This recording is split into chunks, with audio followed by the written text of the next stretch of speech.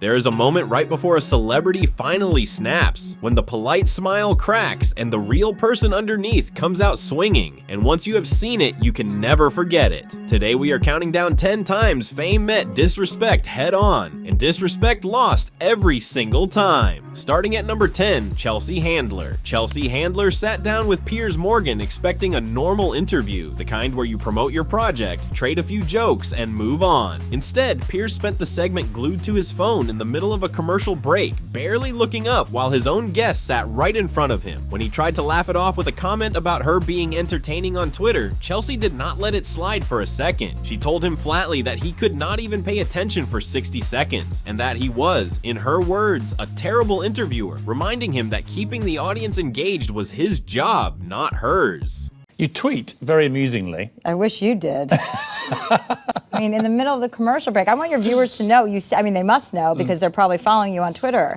I mean, you can't even pay attention for 60 seconds.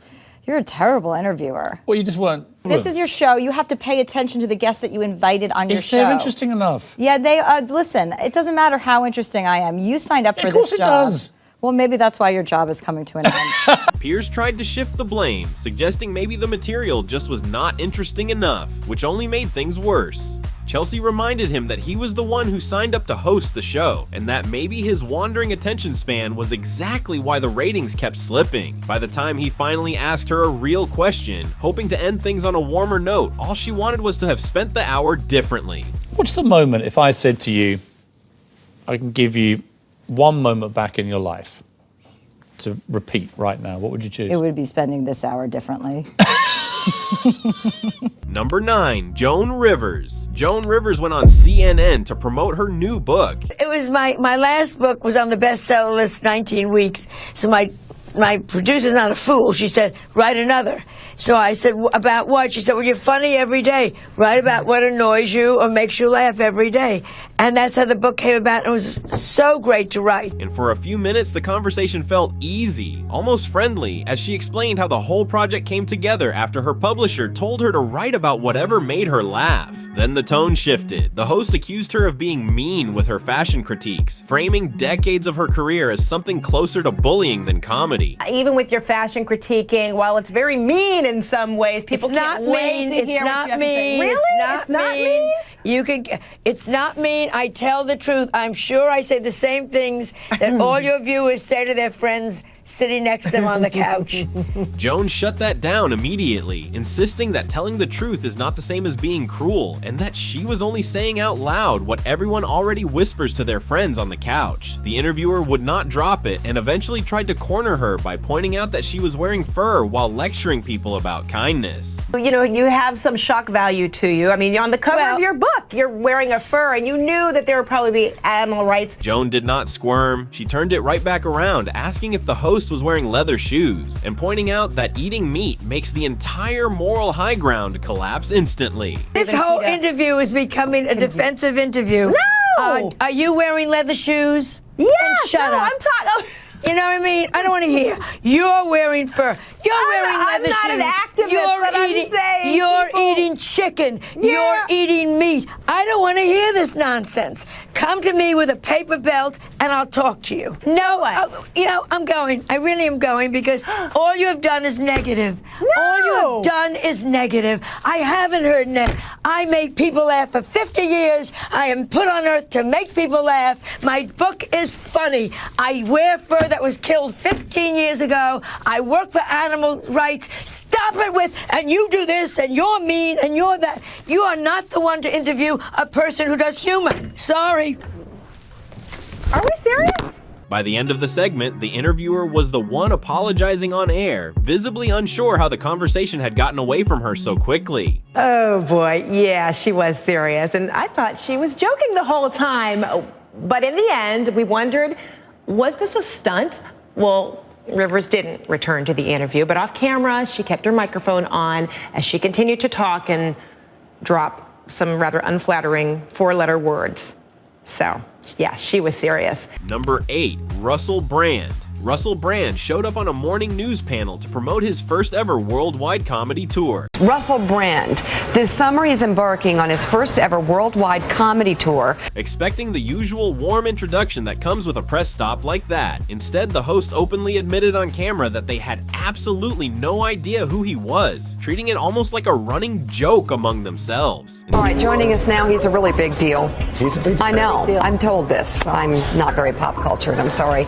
Comedian, movie star, author, and host of the show Brand X, Russell Brand. Instead of getting rattled, Russell used it, calmly explaining why he actually prefers live stand-up in the first place, because nothing gets twisted or taken out of context the way it does when information passes through several hands before it reaches an audience. The thing I enjoy most is stand-up comedy because you're direct with your audience. You can't be misinterpreted, people can't get confused. You know what happens if you work in media? People like to change the information so that it suits a particular agenda. If you're in a room with people, then what you're saying is clear. If you say something that people are confused about, you can explain it to them then. If you say something as a joke, people can't pretend that you're saying it seriously. So I like having direct communication with people. The host kept steering the conversation back into jokes about his accent, claiming they could barely understand him over the radio in their cars. You know, funny, the accent, you know, when I see him in person, it's totally fine. Forgetting Sarah Marshall or the TV show, it's fine. But on satellite radio in the car, I can't understand a single joke you say. You can't understand it.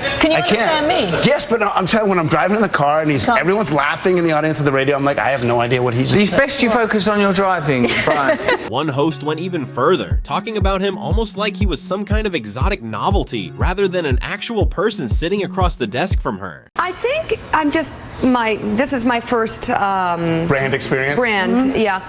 I think it's not listening to him, it's experience. It's just sort of taking it all in. That was the moment Russell stopped playing along entirely. He pointed out, calmly but pointedly, that they were talking about him as though he were not even in the room, and thanked them with obvious sarcasm for what he called their casual objectification, leaving the panel visibly scrambling to recover. You are talking about me as if I'm not here and as if I'm an extraterrestrial. You know I'm from a country that's kind of near shop to you. window dummy. We're just sort of admiring the whole, it's the whole thing, isn't it? Well, thank you for your like a casual sculpture. objectification. Before we get to number 7, if you are enjoying watching people finally get told off, go ahead and hit that like button and subscribe, because trust us, the moments only get more savage from here on out. Number 7, Jim Carrey. Jim Carrey ran into a red carpet reporter at a fashion event not long after his very public and deeply painful divorce had already become tabloid fodder for weeks. Say Jim Carrey, yes. What? I've covered a lot of fashion weeks. This is the first time I've run into Jim Carrey. Instead of a normal question about the event or his outfit, she opened by asking if he needed a date because he was struggling. Tell me, is it true you're wandering the streets? You need a date to the party? What's up? No. I'm doing just fine. Delivering it with a smile as though it were a harmless icebreaker. Jim brushed it off calmly, insisting he was doing just fine, his tone light, but his eyes clearly registering exactly what had just happened. I wanted to find the most meaningless thing that I could come to and join, and here I am. They're I celebrating. mean, you got to admit it's completely meaningless.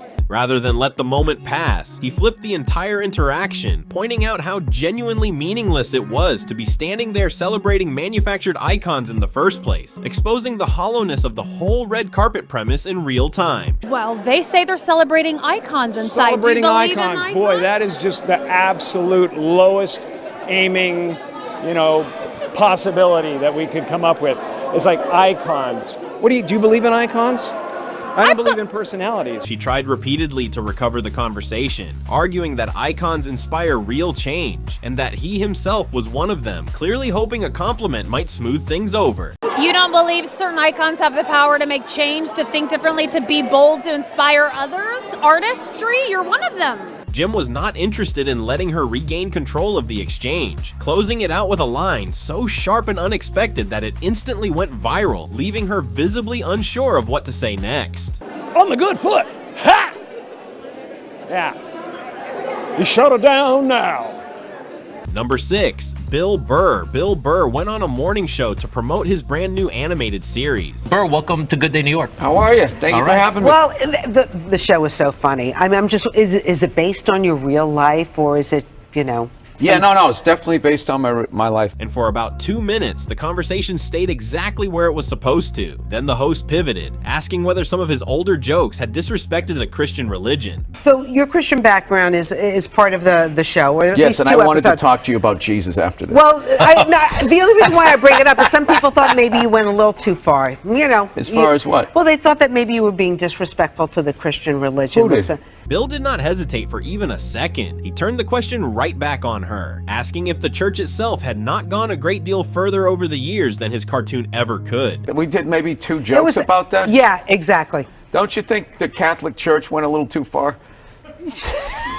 More so than my cartoon. All right, listen. A couple of jokes. I know this is a morning show. You can't bring up all those crimes. You know what? Technically, they just sort of kept moving them around. And pointing out that a morning show segment was hardly the place to unpack centuries of institutional history. This was not an isolated incident for Bill either. He later showed up as a guest on a roast-style podcast built almost entirely around setting up amateur comedians to fail in front of an audience for cheap laughs. Just compliment someone, put it in the context of a joke, and an idiot will make a fool of himself. Once he realized exactly what the format actually was, he called it out on the spot, pointing out how unfair it seemed to hype someone up with dramatic music just to watch them collapse on a 1-minute clock. But it's 1 minute now, and let's fine. just put an end to this, shall we? Oh, thank you. Didn't you kind of f him with the music on the way up? You're like, he's gonna suck. It's just, you put it in everybody's mood.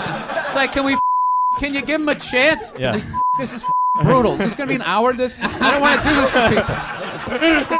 Horrible. Nobody can be funny in a minute. It's stupid. Oh, no, it happened. Number 5, Jerry Seinfeld. Jerry Seinfeld sat down with Larry King expecting a nostalgic, easy conversation about his legendary sitcom. Lasted how long? 9 years, 180 episodes. You gave it up, right? I did. They didn't cancel you. You canceled them. Instead, he was blindsided by the suggestion that the show had actually been canceled, rather than ending entirely on his own terms at the peak of its success. You think I got canceled? Are you under the impression that I got canceled? Have I hurt you, Jerry? I thought that was pretty well documented. Is this still CNN? Don't most shows go down a little? Most people do also. But Jerry's disbelief was immediate and completely visible, and he pushed back hard, reminding Larry firmly that the show had been the #1 program on all of television the moment it ended. yeah, no, I went off the air. I was the #1 show on television, Larry. You were. Do you know who I am? Jewish guy, Brooklyn. Yes. Okay. 75 million viewers last episode. Boy, you don't take it so bad. Well, that's the big difference between being canceled and being #1. Okay, I'm sorry. Number 4, Shane Gillis. Shane Gillis went on the Flagrant podcast to promote a new comedy special. Gillian Keys is coming out, okay? They have a live special, and they're going to sell it through the website. What's the website? GillianKeeves.tv. GillianKeys.tv. And for a while, things stayed exactly where you would expect. Casual, joking, promotional. Then the host started comparing him to a TikToker with Down syndrome, playing clip after clip of the videos purely to get a laugh out of the comparison. Shane actually has been working out, dude. This is Let's see it. Hold on. That's crazy. Oh my God. Oh, you look good. Shane made it clear right away that he did not find it funny. I don't think that's funny. But, yeah, I see that. But the host kept pushing the bit anyway, seemingly convinced he would eventually come around and join in. He finally cut in and said what everyone in the room seemed to be conveniently missing, that the people in those videos were simply out there enjoying themselves, having a good time, and turning that joy into a punchline for a podcast audience was not comedy at all. It was just using them as an insult dressed up as a joke. Oh my God. Son, my guy's nice. By the way, that's wild. These guys are awesome. Yeah. They're having fun. Yeah. For you guys to sit here and be like, wait a minute. Let's bring it up and mock them. That's dude. That's a dude. By using them as an insult. Number 3, Tiffany Haddish. Tiffany Haddish was approached on the red carpet at the Oscars after party by a reporter who casually asked if she had done a quick costume change for the evening. Did you do a little costume change? tossing the question out as though it were nothing more than small talk. The comment clearly struck a nerve, and Tiffany corrected the record immediately and without hesitation, making it absolutely clear that she was not wearing a costume at all. She was wearing Dolce & Gabbana that she had paid for entirely herself out of her own pocket after years of hard work to get to that carpet in the first place. I'm not wearing a costume. I'm wearing Dolce & Gabbana. It's called an evening gown, darling. This is not, no one's paying me for this. I paid for it. It's custom. Thank you. Time of death for me right now. The reporter tried to smooth it over quickly with a compliment about how gorgeous she looked. You look gorgeous. This is not an acting gig. This is my life. But Tiffany was not finished speaking her mind just yet. She used the moment to remind everyone watching exactly what real earned success looks like when it refuses to be reduced to a punchline for cheap red carpet content. This what fame look like. This what success look like. This what money look like. This what it look like. It's what it look like. Number 2, Quentin Tarantino. Quentin Tarantino sat down with a British news anchor to promote Django Unchained, and the conversation stayed civil right up until the host kept pushing him again and again to draw a direct line between violence in his movies and violence in the real world. Let me ask you about violence. I mean, you said, everyone knows you make violent movies, you like violent movies. Mm-hmm. Why do you like making violent movies? Tarantino refused outright, telling the host plainly that he was not going to take the bait and that even entertaining the premise would only validate a connection he did not believe existed in the first place. I don't know, it's like asking Judd Apatow, why do you like making comedies? When the host pressed again anyway, something in Tarantino finally snapped completely. He told the host flatly that he was not his slave and the host was not his master, that he was not going to dance to anyone's tune, and that the interview was a commercial for his movie whether the host wanted to accept that or not. The clip spread online within hours and became one of the most quoted, most replayed press tour meltdowns in recent memory. I'm gonna tell you why I'm so sure. Do not ask me a question like that. I'm not biting. I refuse your question. Why? Because I refuse your question. I'm not your slave and you're not my master. You can't make me dance to your tune. I'm not a monkey. I can't make you answer anything. I'm asking you interesting questions. And I'm saying I refuse. Okay, well, no, I was just asking you why. That's fine. Finally, at number 1, Robert Downey Jr. Robert Downey Jr. was in the middle of promoting a new Avengers film, sitting through what looked like a fairly standard European press stop when the interviewer abruptly pivoted into deeply personal territory. He brought up Robert's past struggles with addiction and his complicated, painful relationship with his father. The reason I'm asking about the past is that you've talked in other interviews again about your relationship with your father and the role of all of that in the dark periods you entered and taking drugs and drinking and all of that. As though it were nothing more than a casual, harmless follow-up question, rather than something clearly still raw. Robert's usual easy charm disappeared almost instantly, replaced by a long, heavy silence that said more than words could. He asked, almost in disbelief, what exactly they were doing, and whether they were even promoting a movie anymore, his voice noticeably tighter than it had been just moments earlier. And I just wondered whether, you think you're free of all of that? Or whether that's still something. I'm sorry, I really don't. What are we doing? Then he simply stood up and walked off set without finishing the interview at all. There was no shouting, no dramatic confrontation, no raised voice, just a calm, complete refusal to relive his lowest and most painful moments purely for entertainment value on camera. Well, I'm just asking questions, that's all. Right. Okay, that's okay. Bye. Thank you guys. Are you... Oh, I'm sorry. It's okay. Yeah, you're right. Thank you. Do you... You seem okay, it's just getting a little dinosaur in your... No, look, I don't want to do that. Thank you. He made it clear that some questions simply do not deserve an answer, no matter how casually the interviewer tries to disguise them as harmless curiosity. Which celebrity handled the situation the best? Was it Chelsea Handler, Joan Rivers, Russell Brand, Bill Burr, Jerry Seinfeld, or Tiffany Haddish? Let us know your favorite in the comments below. If you enjoyed this countdown, don't forget to like, subscribe, and turn on notifications. Thanks for watching, and we'll see you in the next video.